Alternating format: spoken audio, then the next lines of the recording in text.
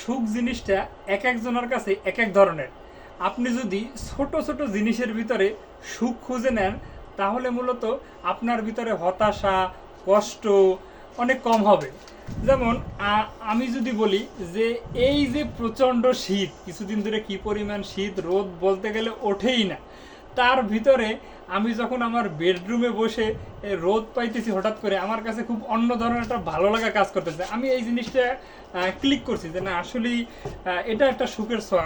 আমার কাছে খুবই ভালো লাগতেছে। আমি আজকে দুপুরের খাবার খেয়েছি আমার এই বেডরুমে বসে, খাটের উপরে বসে, যেখানে একটা রোদ এসে আমার মুখের উপরে পড়তেছে, শরীরে পড়তেছে।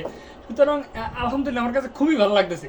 সুতরাং আপনি যখন এই ছোট ছোট জিনিস আপনার লাইফে এরকম আশেপাশে অগণিত জিনিস হচ্ছে বা ঘটে যাচ্ছে, কিন্তু আপনি ওইভাবে খেয়াল করতেছেন না, তো এই সব জিনিসের ভিতরে যদি আপনি আপনার সুখটা খুঁজে পান বা সুখটা খুঁজেন, তাহলে মূলত আপনি আত্মতৃপ্তি হবে, দিন শেষে আপনার ভালো লাগবে। সুতরাং আমরা যেন শুধু বড় কিছুর পিছনে সুখী না ভাবি বা সুখ না খুঁজি, আমরা যেন ছোট ছোট জিনিস, আমাদের আশেপাশে ঘটে যাওয়া ছোট ছোট জিনিসগুলো বা ছোট ছোট মোমেন্টগুলোর ভিতরে যেন সুখ খুঁজে পাই, তাহলে আমরা অনেক সুখী থাকতে পারবো। ধন্যবাদ। আসসালামু আলাইকুম।